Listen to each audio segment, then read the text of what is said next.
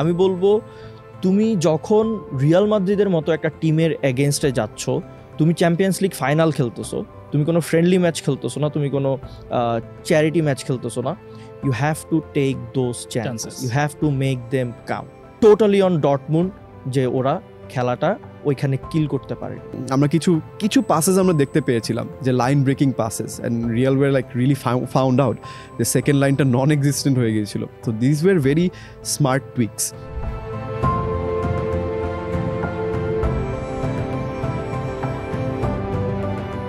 সামাজিক যোগাযোগ মাধ্যমে মানে একটা কথা দেখলাম যে 2 দিনের দুনিয়ায় রিয়াল মাদ্রিদকে কংগ্রাচুলেট করতে হয় 6 দিন। তো চ্যাম্পিয়ন্স লিগের ফাইনাল অনুষ্ঠিত হলো, আবারও বলা যায় যে পুরাতন যে স্ক্রিপ্টটা ছিল সেই স্ক্রিপ্টেরই আবার নতুন করে মানে মঞ্চে আমরা দেখলাম রিয়াল মাদ্রিদ চ্যাম্পিয়ন হয়ে গেল 15তম বারের মতো, এবং লাস্ট 11 সিজনে this is their 6th title. So আমরা ফাইনাল ম্যাচটা একসাথেই দেখেছি এবং খুব মানে আনন্দ নিয়েই দেখেছি, নানা রকম ব্যান্টার হয়েছে। এখন একটু আলোচনায় যাওয়ার পালা, টেকনিক্যালি যাওয়ার পালা। প্রথমেই নাবিদের কাছে যাচ্ছি, the biggest Real Madrid fan. তো কেমন লাগছে আসলে? কেমন লাগছে বলতে গেলে যে গতকালকের ব্যাপারে যদি আমি বলি যে আপনারা দুইজনে কিন্তু একসাথে ছিলেন, আমরা একসাথে খেলা দেখলাম, এখানেই খেলা দেখলাম।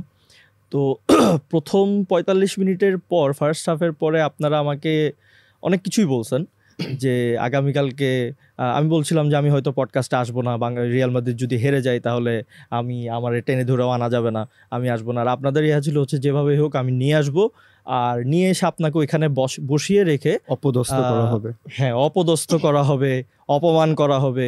গত কয়েকটা পডকাস্টে মানে রিয়াল মাদ্রিদ যতবার থ্রু হলো, যতগুলো পডকাস্টে আমি যা যা বলেছি তার একটা জবাব দেওয়া হবে, অনেক কিছুই বলা হলো। অ্যান্ড আমি আজকে এখানেই বসে আছি wearing this proud white shirt, proud holder of the 15th champions league title. দ্বিগুণের থেকেও বেশি যেই সেকেন্ড ক্লাবটি আছে এসি মিলান, 7 দিয়ে 2 দিয়ে গুণ করার পরে এখন আমাদেরকে ছোঁয়া যাবে না। হাত আসলে 3টা লাগবে যদি আমার কাছে দেখাতে হয় যে কয়টা টাইটেল আছে। তো আপনারা বলেন কেমন লাগছে এখন আসলে? না, এইখানে একটু কিন্তু আমাদের ডিফেন্স আছে, মানে শাবাবের ক্ষেত্রে তো ডিফেন্স নেই। শাবাব থ্রু অ্যান্ড থ্রু আউটই ডটমুন্ড সাপোর্ট করেছে। আমি কিন্তু হাফ টাইমে বলছিলাম যে যেহেতু ডটমুন্ড ম্যাচটা কিল করতে পারেনি, ভাই ওইসব বলে লাভ নাই, আপনারা প্রথমে কি বলছেন ওইটা বলেন। আমরা পুরোটা সময় রিয়াল মাদ্রিদকে আমরা মানে they are the favourites right now, ফাইনালে ফেভারিটস। বাট ডটমুন্ডের যে স্টোরিটা ছিল এই সিজনে, তারা যেভাবে কোয়ালিফাই করেছে, ভেরি ইমপ্রেসিভ। মানে there is a story in their. Every time they went through, those stories started popping up even more. So একটা fairy tale ending হতে পারতো for a lot of players and for the club itself. I'm pretty sure আমরা তিনজনই বসে আছি, and millions others. There is a sort of appreciation for Borussia Dortmund, for their fan base and the club that they are. Finally, I don't know, মানে ये दुख काहे खत्म नहीं होता। ফেরিটেল এন্ডিং এর কথা বলি, ফেরিটেল এন্ডিং এর কথা যদি বলি আমরা, মানে রিয়াল মাদ্রিদের প্লেয়ারদের জন্য তো কয়েকজনের জন্য, লাইক টনি ক্রুস, নাচো ফার্নান্দেস। নাচো হয়তো সম্ভবত থাকছেন আগামী মৌসুমে, মডরিচ হয়তো রিনিউ করবে হোপফুলি, বাট তাদের জন্যও তো একটা ফেরিটেল এন্ডিং আসলে। ফেরিটেল আরেকটা যেটা বললো যে ডটমুন্ডের জন্য অ্যাপ্রিসিয়েশন, সফট কর্নার সবকিছু দিতে রাজি আছি টাইটেলটা ছাড়া, ওটা আমাদের। অ্যান্ড এইটা আসলে মানে time and again Real Madrid করে এসেছে, গতকালকেও সেম জিনিসই করেছে, যেটা হচ্ছে যে তুমি যদি রিয়াল মাদ্রিদকে মারতে না পারো তাহলে রিয়াল মাদ্রিদ তোমাকে শেষ পর্যন্ত মারবে। তো গতকালকে এটাই হয়েছে যে ডটমুন্ড অনেক সুযোগ পেয়েছে প্রথমের দিকে, স্পেশালি আডিএমে যেই সুযোগগুলো পেলো, একদম খুব ক্লিয়ারলি কারভাহালের সামনে দিয়ে চলে গেল, ওই একটা চান্স, অ্যামেজিং একটা চান্স, শুড হ্যাভ স্কোরড। কোনো একজন যে অন্য কোনো প্লেয়ার হলে হয়তো করতো, স্পেশালি কোনো রিয়াল মাদ্রিদের প্লেয়ার হলে করতো, সেই জায়গায় দেখা যাচ্ছে সে ওখান থেকে ওটা ফিনিশ করতে পারেনি। ফুল ক্রুকের মনে হয় একটি শট বারে লেগেছে। সেইখান থেকে রিয়াল মাদ্রিদ যখনই চান্স পেল সেকেন্ড হাফে, দি আপ দেয়ার টেম্পো ওয়েন্ট আপ দেয়ার স্কোর দি গোল। এরপরে আপনি সেকেন্ড গোলটাও যদি দেখেন, হ্যাঁ ডটমুন্ডের একটা ভুলের কারণে হয়তো ভিনিসিয়াস মানে জুড বেলিংহ্যাম ভিনিসিয়াসকে খালি পেল। তো ভিনিসিয়াসের ওই শটটাও কিন্তু খুব ক্লিন কোনো শট ছিল না, কাইন্ড অফ বলটা গ্রাউন্ডের উপর bump. Did he mean it? Did he mean it? Nah, he meant to finish it. Not like that. Not like that. But it still went in. The thing is এইসব জিনিস Real মাদ্রিদের ক্ষেত্রে কেন যেন সবসময় রিয়াল মাদ্রিদের ক্ষেত্রে এই জিনিসগুলো হয়ে যায় চ্যাম্পিয়ন্স লিগে। মেবি দুইটা কারণ হতে পারে, এক তারা রিয়াল মাদ্রিদ, দ্বিতীয় আসলে আরেকটা কারণও অ্যাকচুয়ালি তারা রিয়াল মাদ্রিদ, যেটা আসলে অপোনেন্টের মাথায় থাকে যে আমি একটা ধরেন ওই সেভটা হয়তো কোবেল করে ফেলতে পারতো অন্য কোনো টিমের এগেনস্টে, অন্য কোনো মঞ্চে, যদি ফাইনাল না হতো, যদি চ্যাম্পিয়ন্স লিগ না হতো, যদি নর্মাল কোনো লিগের ম্যাচ হতো, হয়তো ওটা সেফ হয়ে যেত, হয়তো ওটাতে ওই ম্যাচের ওই ভুলটা করতেন না। কিন্তু যখন আপনি রিয়াল মাদ্রিদের এগেনস্টে খেলছেন, আপনার এইটাও আপনার মাথায় থাকে, একটা অপোনেন্টের মাথায় থাকে যে আমি রিয়াল মাদ্রিদের এগেনস্টে খেলছি, প্রথম হাফে এতগুলো চান্স মিস করেছি। একটা টিম যখন প্রথম হাফে এভাবে ডমিনেট করে, যেমনটা ডটমুন্ড করেছে, তো তখন গিয়ে যদি আপনি গোল না পান, স্পেশালি তারা যেভাবে মিস করেছে, তখন গিয়ে যদি আপনি গোল না পান, লিডে যেতে না পারেন, হাফ টাইমে গিয়ে কিন্তু আপনি আপবিট থাকার কথা না। হাফ টাইমে গিয়ে কিন্তু আপনি একটা প্রবলেম ফেস করবেন যে আপনার কাছে মনে হবে যে আচ্ছা কী করলাম। ফার্স্ট হাফে রিয়াল মাদ্রিদকে আমরা we had them on the ropes, আমরা তাদেরকে মানে শেষ করে দিতে পারতাম, ওইখানে 2টা গোল মিনিমাম করতে পারতাম, সেখান থেকে আমরা গোল পেলাম না। তো it plays on your mind even in the half time. তো আপবিট না থেকে হয়তো তখন তারা একটু প্যারাই খেয়েছে যে মানে খেলাটা শেষ করতে পারলাম না, 2টা গোল দিতে পারলাম না। পরে ওরা জানে হচ্ছে যে হ্যাঁ রিয়াল মাদ্রিদ কিন্তু এখন প্রথম 45 মিনিট যেমন খেলেছে ওরা তেমন খেলবে না। এই পার্টটাই যদি আসি, এই পার্টটা থেকে যে সকালবেলা গার্ডিয়ানের একটা রিপোর্ট পড়ছিলাম, তো সেখানে হেডলাইনটা এরকম ছিল যে Dortmund did everything right but fail to run from reality. So that is the thing, first of like that. আপনি যে সুযোগগুলোর কথা বলেন, আদিএমি যে সুযোগগুলো পেয়েছে and the way they played, আমরা আসলে রিয়াল মাদ্রিদের ম্যাক্সিমাম ম্যাচই এগুলো নিয়েই আসলে কথা বলা হয় যে অন্যান্য টিম বা অপোজিশন যেভাবে খেলেছে বা খেলছে তাদের বিরুদ্ধে প্রথম হাফে আপনি বলতে পারেন 70 মিনিটে very impressive and most of the time tactically superiority নিয়েই আসলে তাদের ডমিনেন্সটা দেখা যায়। অ্যান্ড এটাই আমরা দেখতে পেয়েছি ফাইনালেও। No jitters, nothing, they had their tactics like absolutely spot on. Specially যে টুইকগুলো করা হয়েছিল, I think You're talking about 15 Dortmund, right? Yeah. Dortmund, yes, of course. 15 and 20 minute marke by Edin Terzic. So those tweaks, they were really good to watch. I mean, he schooled a brilliant game, I would say. But ওই কথাটাতে আসলে ফেরত যেতে হচ্ছে যে you do everything right, you come to the stage, you perform, but there is this certain reality. There is the glitch in the matrix. They are the glitch in the matrix. হামেলসও বলেছে যে আমরা সুযোগ পেয়েছি, গোল দিতে পারিনি, পরে Real Madrid সুযোগ পেয়েছে, ওরা গোল দিয়ে দিয়েছে, ওরা এইভাবেই জিতবে। এটাই হচ্ছে ডিফারেন্স। আমি এখানে একটু অ্যাড করতে চাচ্ছিলাম যে আপনার যে পয়েন্ট যেটা বললেন যে বেসিক্যালি তারা রিয়াল মাদ্রিদ ডিএনএফ যে ব্যাপারটা আমরা বলি, কালকে কিন্তু ডিএনএর ব্যাপারটা আসে না। কালকের ব্যাপারটা হচ্ছে পরবর্তীতে, মানে আলটিমেটলি এটা কাজ করেছে, যেহেতু আমরা 60 মিনিট পর্যন্ত 70 মিনিট পর্যন্ত আমরা গোল হজম করিনি, সো রিয়াল মাদ্রিদ ভেবেছে ওকে আরো 20 মিনিট সময় আছে, we can finish the game. আরেকটা জিনিস যেটা বলছে সেকেন্ড গোলটার সময় যেটা হলো যে অ্যাকচুয়ালি অপোজিট প্লেয়ারদের মানে অপোজিশনের প্লেয়ারদের মাথায় এটাই কাজ করে যে হচ্ছে আমরা যেহেতু এখন একটা মানে এতগুলো চান্স পাওয়ার পর আমরা পিছিয়ে গেছি, এখন কি আমাদের তো ম্যাচে ফিরতে হবে, কিন্তু ওই যে নার্ভাসনেস যে আমরা রিয়ালের এগেনস্টে খেলছি, এখন অল আউট গেলে হয়তো আমি আরো বেশি গোল খেতে পারি। মানে ম্যাটসেনের খুব ভালো একটা ম্যাচ যাচ্ছিল এবং সে হচ্ছে কিন্তু মানে লেফট সাইড থেকে সেন্টারে এসে ভালো ইনভার্টেড ফুলব্যাক পজিশনে খুব ভালো খেলছিল, বাট একটা ভুল পাস, এবং ওইখানে যে রয়স আমি দেখলাম পরবর্তীতে যে ম্যাটসনের মাথায় হাত দিয়ে আর কি বুঝিয়ে দিল যে ঠিক আছে হয়, কিন্তু বেসিক্যালি এটা রিয়াল মাদ্রিদের এগেনস্টেই হয়। কারণ হচ্ছে যে টিমগুলোও আসলে ওইভাবেই মানে তারা মেন্টালি ডাউন থাকে যে না এবার মানে আর বোধহয় হচ্ছে না, আমরা সব কিছু দিচ্ছি বাট স্টিল হচ্ছে না। এবং আঞ্চলত্তি কিন্তু একটা কথা বলেছেন যে ওই রকম একটা হাফ টাইমের পরে আমরা কোনো গোল হজম না করে যে বিরতিতে গিয়েছি, মানে আমরা এটা ডিজার্ভ করি না, রাইট? মানে আঞ্চলত্তিও বলছেন যে আমরা এটা ডিজার্ভ করি না, যে ওই রকম একটা হাফের পরে ডটমুন্ডের গোল করা উচিত ছিল। আমি কিন্তু বারবার আপনাদেরকেই বলছিলাম যে আমি চাই রিয়াল মানে ডটমুন্ড যাতে হচ্ছে প্রথম থেকে গোল দিয়ে দেয়, গোল দিয়ে দিলে ওই যেই আমরা সুইচটা হাফ টাইমের পরে দেখলাম যে টেম্পোর যে টেম্পোটাকে মানে একটা আপ করা হলো টেম্পোটা, ওইটা একটু আর্লি আসতো, হয়তো যদি 20 মিনিটের মধ্যে গোলটা খেয়ে যেত, 25 মিনিটের মধ্যে গোলটা খেয়ে যেত, বাট ডটমুন্ড কনভার্ট করতে পারেনি। আমি বলবো তুমি যখন রিয়াল মাদ্রিদের মতো একটা টিমের এগেনস্টে যাচ্ছ, তুমি চ্যাম্পিয়ন্স লিগ ফাইনাল খেলতেছো, তুমি কোনো ফ্রেন্ডলি ম্যাচ খেলতেছো না, তুমি কোনো চ্যারিটি ম্যাচ খেলতেছো না, you have to take those chances. Chances. You have to make them count. Totally on Dortmund যে ওরা খেলাটা ওইখানে কিল করতে পারেনি।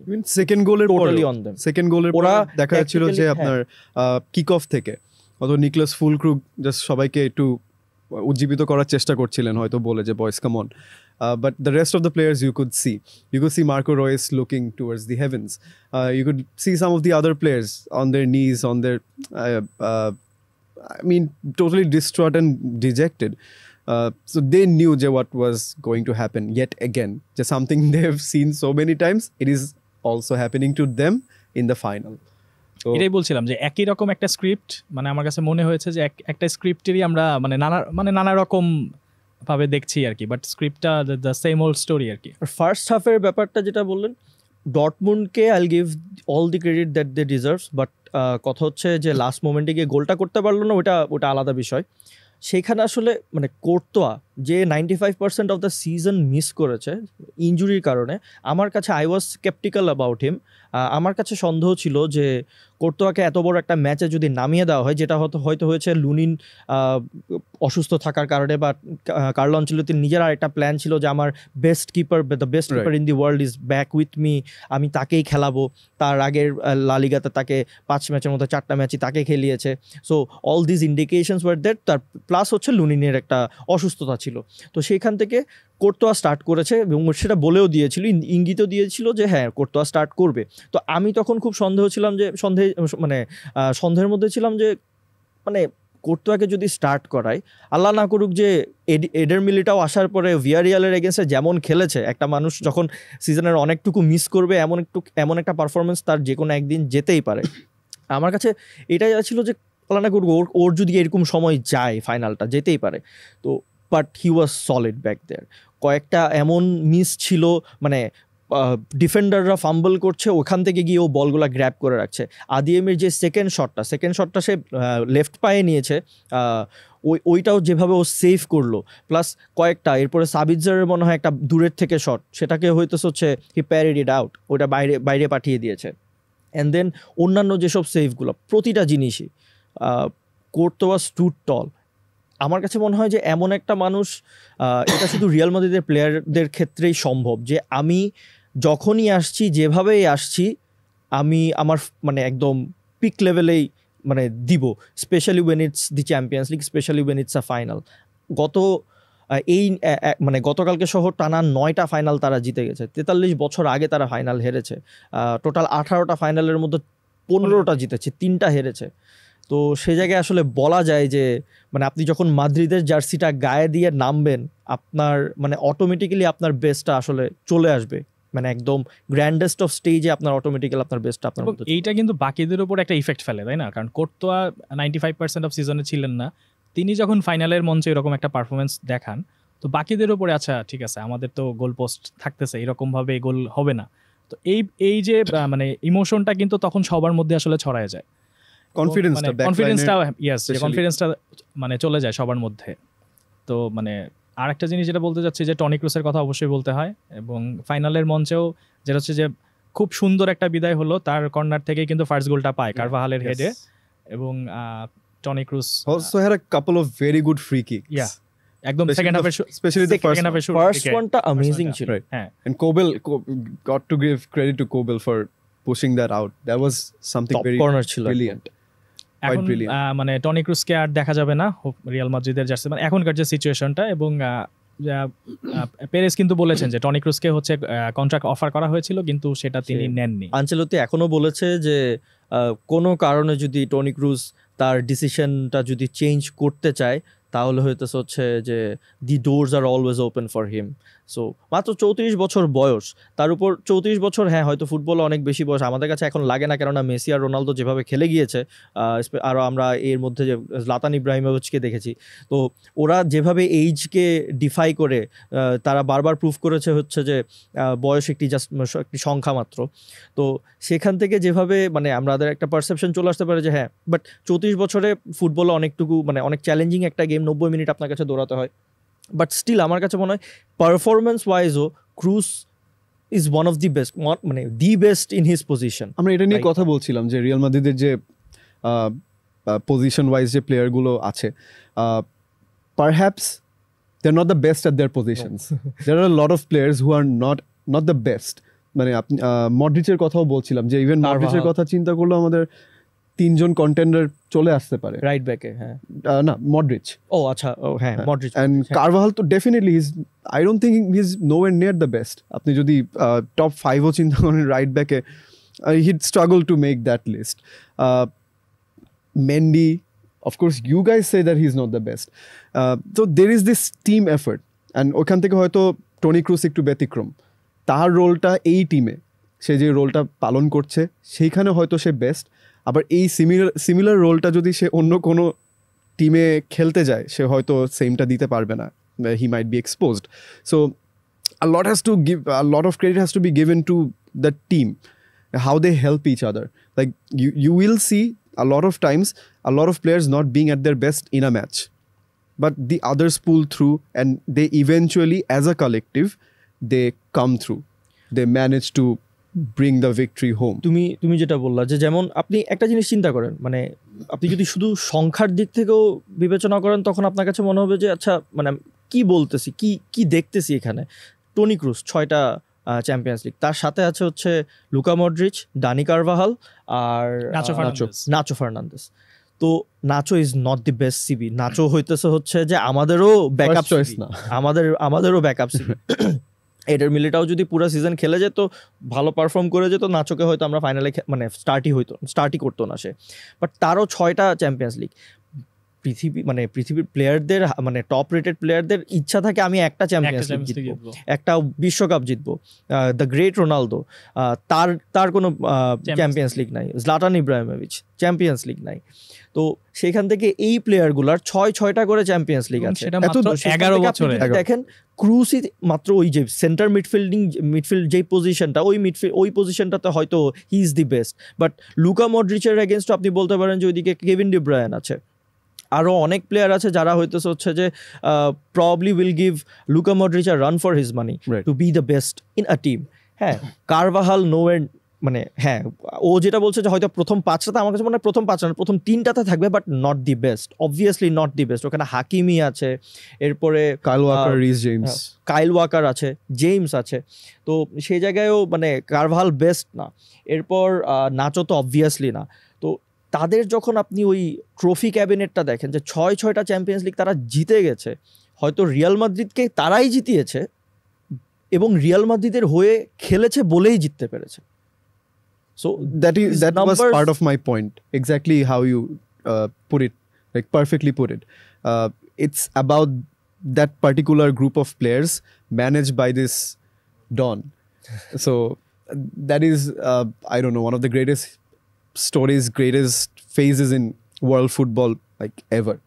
Not only Don Carlo, যখন 3-peatটা ছিল they were managed by Zinedine Zidane.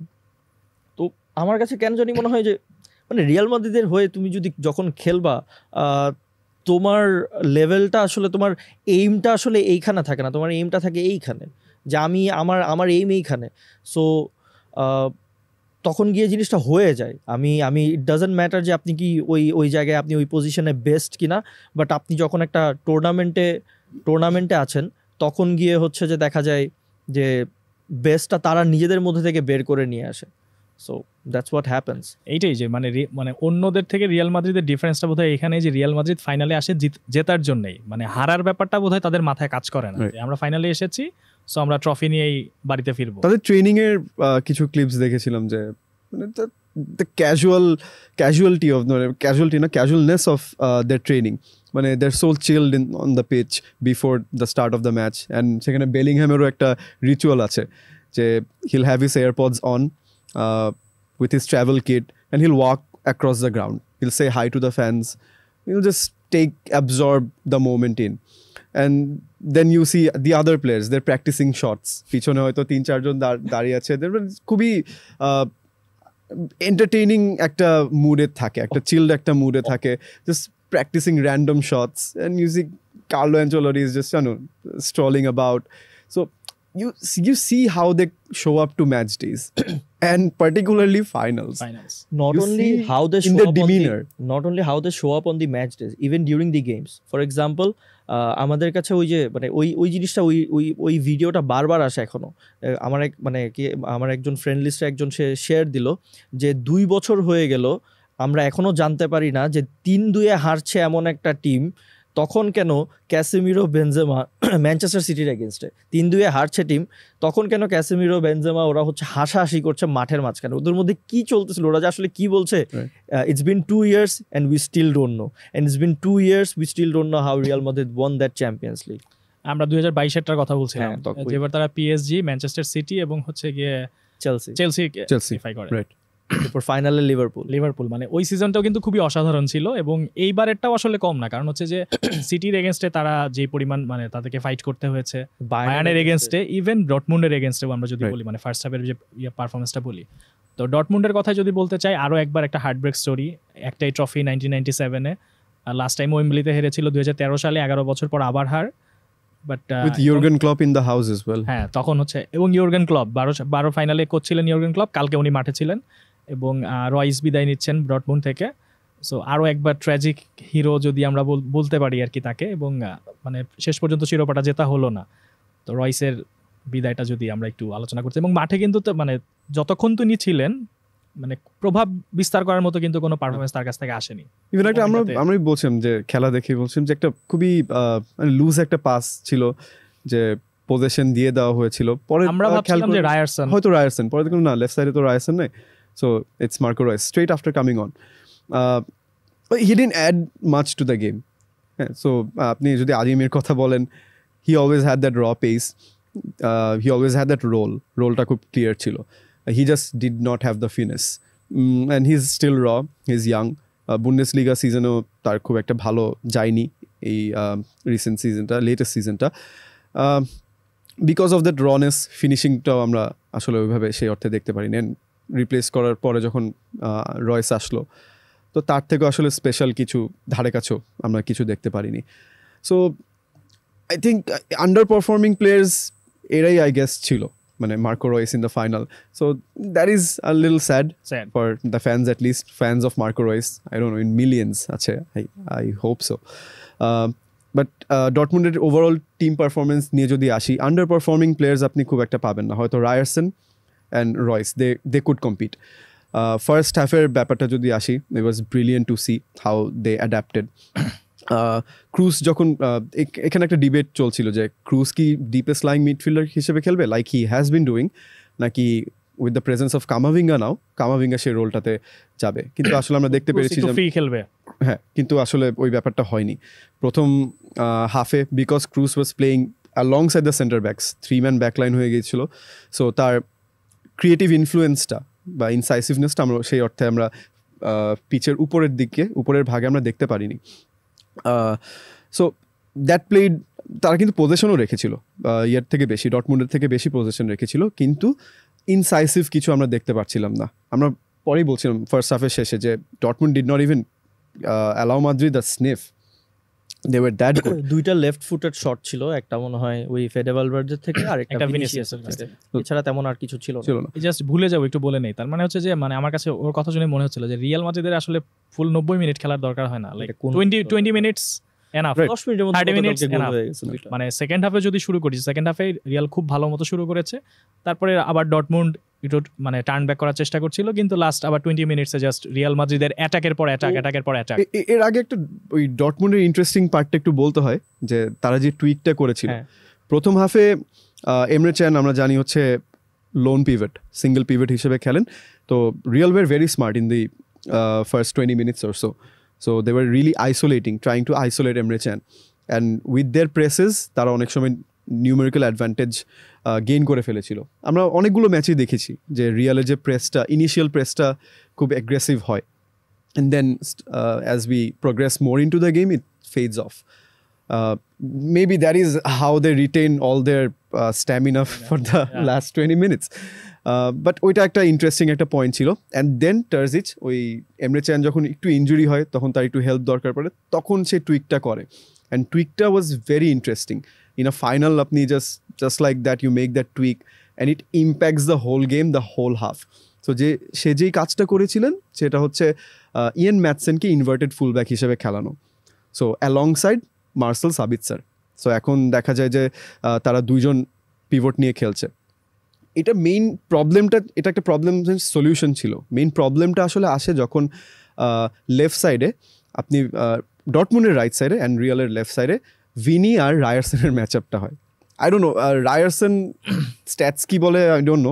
আমি জাস্ট রিঅ্যাক্ট করি, সেটা হচ্ছে গ্রাউন্ড ডুয়েলসে 14টা ছিল, রায়ারসন মাত্র 4টা জিততে পেরেছে এবং ম্যাক্সিমামই হচ্ছে একজন ডিফেন্ডার হিসেবে ম্যাক্সিমাম হচ্ছে ভিনিসিয়াসকে একবারও মনে হয় না তিনি আসলে ব্লক করতে পেরেছেন। এবং পরবর্তীতে এই যে টুইকটা যখন করা হয় তখন হামেলস চলে আসে এই সাইডটাতে এবং হামেলস কিন্তু ভিনিসিয়াসকে মোটামুটি কন্ট্রোলে রাখতে পেরেছিলেন।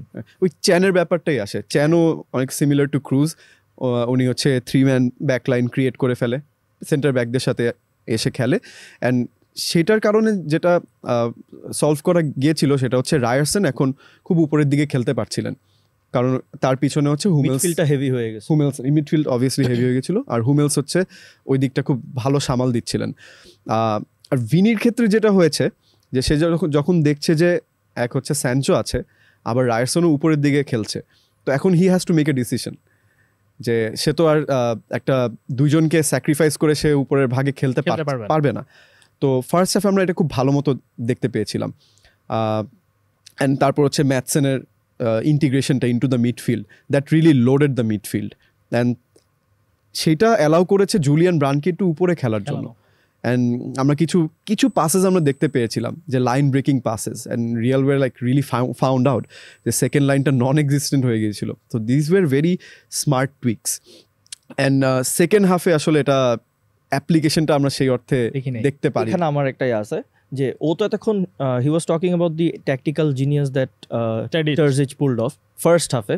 সেকেন্ড হাফে যেটা গিয়ে সেটা হয়েছে, ফার্স্ট হাফে আমার কাছে যেটা মনে হচ্ছে রিয়াল মাদ্রিদ ফ্লুইড ছিল না তেমন একটা।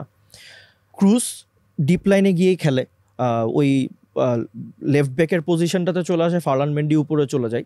তখন গিয়ে কি হয়, রিয়াল মাদ্রিদের ডিফেন্স লাইনটা একটু উপরেই থাকে, তখন ক্রুজ ডিকটেটস দ্য টার্ম। তখন ক্রুজ হচ্ছে যে আমি একেবারে এখান থেকে লেফট সাইড থেকে হচ্ছে রাইট সাইডে একটা লং পাস দিলাম, কারভাহাল বল রিসিভ করলো, ওখান থেকে ভিনি রান মেক করলো, ক্রস হলো, গোল হলো, এভাবে হয়। কিন্তু ফার্স্ট হাফে এই জিনিসটা পারছিল না। এটার মেইন কারণ হচ্ছে যখন ওই ডটমুন্ডের একটা মানে ইনভার্টেড ফুলব্যাক খেলানোর কারণে যখন মিডফিল্ডটা হেভি হয়ে যায় তখন কিন্তু গ্যাপ পাচ্ছিল না।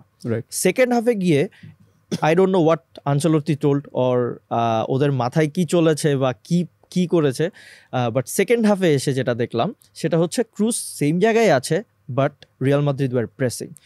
ফার্স্ট হাফে কামাভিঙ্গা আর ফেডে ভালভার্দে আপনি দেখবেন তারা কিন্তু তেমন একটা ওই যে মাঝে মধ্যে ফেডে ভালভার্দে অনেক সময় কিন্তু মিডফিল্ড ডিফেন্সের লাইন থেকে বলটা নিয়ে একেবারে একাই ছুটে চলে যায়।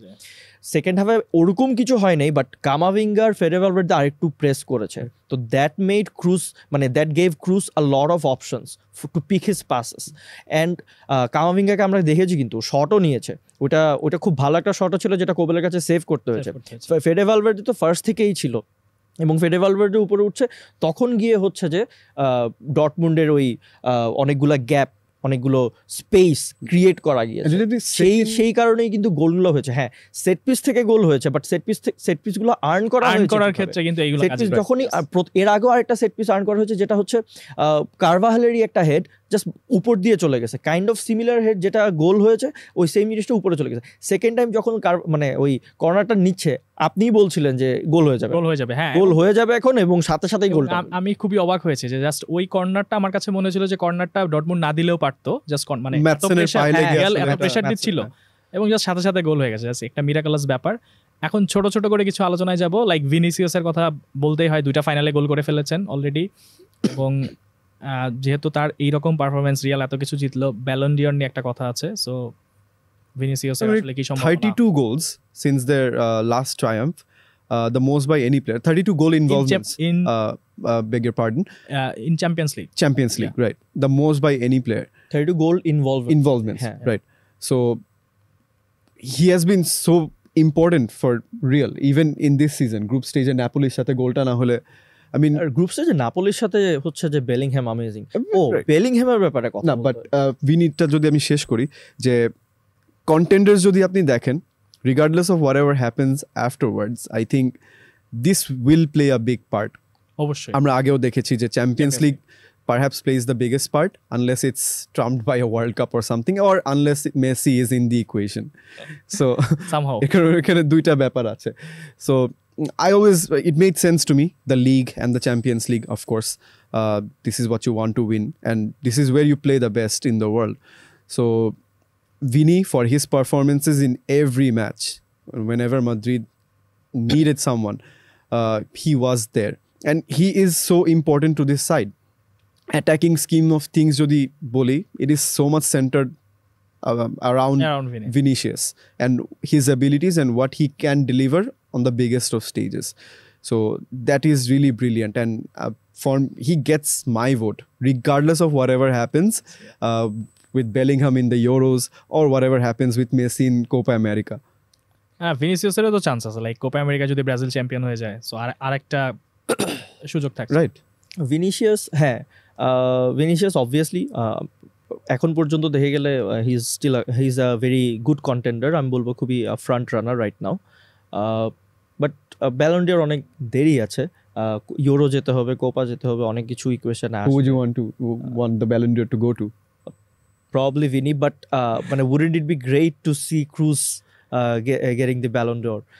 মিডফিল্ডে যেভাবে খেলেছে লাস্ট সিজনে এসেও, যদি ইউরোটা যদি জার্মানি জিততে পারে তো why not Kroos, and Kroos যদি ওখানে ওইভাবে একটা রোল প্লে করতে পারে, একটা ইমোশনাল দিক থেকেও একটা জিনিস চলে আসবে যে একটা মানুষ ইন্টারন্যাশনাল ক্যারিয়ার শেষ করছে ব্যালন ড'র জিতে, যদি ওইভাবে পারফরমেন্স হয়।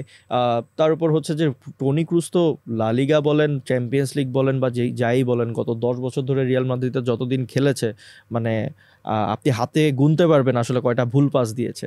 তো সেখান থেকে কতগুলো চান্স কিছু, সম্ভবত 94 ফাইনালের টার্নিং পয়েন্টটাও ওর ক্রিয়েট করা, ওর কর্নার থেকে গোলটা হলো, ওর ফ্রি কিকগুলো যেভাবে নিয়েছে, that help Real Madrid gate into that rhythm যে ভাই আমরা আছি। এই ম্যাচে 94% পড়ে গিয়েছিলাম, আমরা এখন আছি overall. Okay, even Bayern match যদি দেখি যে his stats were out of this world, so one misplaced pass in the whole half. So as a Real Madrid fan, I'd say it would be a great story to see even Cruz win the Ballon d'Or, which would be amazing আর কি for him as well. So এখন হচ্ছে মানে এই season তো শেষ, Real মাদ্রিদের জন্য খুব ভালো একটা সিজন গেল। নেক্সট সিজন মানে লাইক হোয়াট নেক্সট, মানে অবভিয়াসলি চ্যাম্পিয়ন্স লিগ। আমি ওই যে একটা কথা বলেছিলাম যে 32টা টিম খেলতে আসে, রিয়াল মাদ্রিদ চ্যাম্পিয়ন্স লিগ শেষ পর্যন্ত জিতে, তাই হলো নেক্সট সিজনেও মানে সেই লক্ষ্যটাই তাদের থাকবে। এবং ভালো কিছু এডিশন, অলরেডি এনরিক চলে আসছে এবং আমরা যতদূর শুনতে পাচ্ছি যে এমবাপ্পে যোগ হবে, রাইট? সো মানে নেক্সট উইকেই হয়তো ঘোষণাটা আসতে পারে। সো নাবিদ, মানে শেষ করার আগে হচ্ছে যে লাইক মানে রিয়াল তো অলরেডি একটা হাইটে, এখন কোন হাইটে আসলে এমবাপ্পে তাদেরকে নিয়ে যাবে? রিয়াল মাদ্রিদ আসলে যে জায়গায় আছে, রিয়াল মাদ্রিদ নিজেদের সাথে নিজেরা কম্পিট করে, কেননা ওই লেভেলে আর কেউ নাই, ওই লেভেলে কেউ আসতে অনেক দিন সময় লাগবে। যে আপনার অন্যান্য টিমদের হয়তো টানা 7-8 বছর 10 বছর ধরে জেতা লাগবে, তারপরে গিয়ে হয়তো রিয়াল মাদ্রিদের কাছাকাছি রিয়াল মাদ্রিদের সমান হবে। তো রিয়াল মাদ্রিদের কম্পিটিশন নিজের রিয়াল মাদ্রিদই। তো সে জায়গায় যেসব চেঞ্জেস আসছে, এমবাপ্পে মোস্ট প্রবাবলি চলে আসছে, but as a Real Madrid fan আমি যতক্ষণ না পর্যন্ত ওরে ওইখানে ওই জায়গায় সাইন করতে দেখতেছি, রিয়াল মাদ্রিদের জার্সিটা হাতে নিয়ে পোস্ট দিয়ে ছবি তুলতে দেখতেছি, রিয়াল মাদ্রিদের টুইটার পেজে আসতেছে, রিয়াল মাদ্রিদের ইনস্টাগ্রাম পেজে আসতেছে, ততক্ষণ পর্যন্ত আমি কিছু বলবো না ওর ব্যাপারে। হ্যাঁ, আসতে পারে। আর সেই দিক থেকে এনরিক অলমোস্ট ডানডিলি সে চলেই আসছে। তো সেখান থেকে একটা জিনিস যেটা হবে, প্রবাবলি হোসেলু যে আমাদের সেমিফাইনালের হিরো এবং লালিগার অনেকগুলো ম্যাচেসের হিরো, 15টা গোল করেছে। এটা ওর স্টোরি নিয়ে বারবার এখন বললাম না, অনেক কিছুই বলা যাবে। তো হোসেলু মোস্ট প্রবাবলি থাকবে না, উনি তো লোনে এসেছিলেন, হয়তো উনি থাকবে না। কেননা ওই জায়গায় আপনি চিন্তা করে দেখেন, টনি ক্রুজ চলে যাচ্ছে, বাট কত কিছু আছে। আর্ডা গুলার, মানে যদি মেইন টিমেরগুলো বাদ দিয়ে আর্ডা গুলার, ব্রাহিম, এরপরে এনরিক আসছে, রড্রিগো আছে। In that role you would definitely miss someone like Toni Kroos, and you don't have a player like Toni Kroos in that role. এই রোলে কে খেলে? আনচেলত্তি এটার ব্যাপারে জিজ্ঞেস করা হয়েছে যে টনি ক্রুজ চলে যাচ্ছে, হ্যাঁ চলে যাচ্ছে ঠিক আছে, বাট পরে আমরা কি করতে পারি, হয়তো কিছু একটা করব, এভাবে বলেছে, হয়তো কিছু একটা করব। রিয়াল মাদ্রিদ কিছু একটা করে, এবং হ্যাঁ they always find the solution. কিছু একটা হয়তো করবে, যে দেখা যাবে মিডফিল্ডে এমন একজনকে নিয়ে এসেছে আমরা কখনো ভাবিনি, এমন একজনকে নিয়ে এসেছে, এবং সেই যা খেলবে তার লেভেলটা ওইরকম লেভেলে চলে যাবে। তো এটাই আর কি। At the end of the day আমি আপনাদেরকে একটা জিনিসই বলবো, অনেক চেষ্টা করছেন, অনেক কিছুই বলছেন, অনেক আগে ম্যাচের আগে অনেক ব্যান্টার, অনেক কিছু যে ভাই এবার বায়ার্ন জিতে যাবে, ভাই সিটি তো কনফার্ম জিতে যাবে। প্রতিবার আমি এখানে বসেছি, প্রতিবার we were the winners, and that's what Real Madrid do. Real Madrid yesterday did what they do best. They win. Real win. We win. Always. স্লোগানটা হবে নাকি? একটা অস্কার নমিনেশন। সো মানে এই সিজন আমরা স্টার্ট করেছিলাম আমাদের এই আলোচনা, তো খুব ভালো একটা, খুব সুন্দর একটা সমাপ্তি হলো, খুব ইন্টারেস্টিং, কারণ হচ্ছে যে ম্যাচগুলো কিন্তু খুব ইন্টারেস্টিং হয়েছে। সো আমাদের জন্য, ফ্যানদের জন্য খুবই আসলে মানে খুব ইন্টারেস্টিং, তারা ম্যাচগুলো দেখতে পেরেছে। তো এখন এই মৌসুমটা শেষ, সামনে কোপা আছে, ইউরো আছে, আমাদের মনোযোগ হয়তো ওইদিকে থাকবে, এবং তারপরে আবার নেক্সট সিজনের চ্যাম্পিয়ন্স লিগ আছে, আমরা সেটা নিয়ে আবার ফিরে আসবো, আবার অনেক কথাবার্তা হবে। টিল দেন আমরা রিয়াল মাদ্রিদের উইনটাই এনজয় করতে পারি, তাই তো?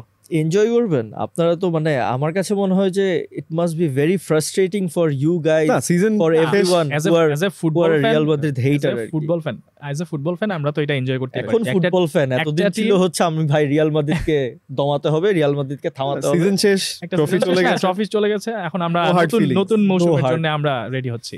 সো তো অনেক আলোচনা হলো, আবার খুব মজার আলোচনা হলো, অনেক ইন্টারেস্টিং বিষয় নিয়ে আমরা কথা বললাম। সো নেক্সট আবার ইনডেভার শুরু করার আগ পর্যন্ত এখানেই সাইন অফ করছি আমরা।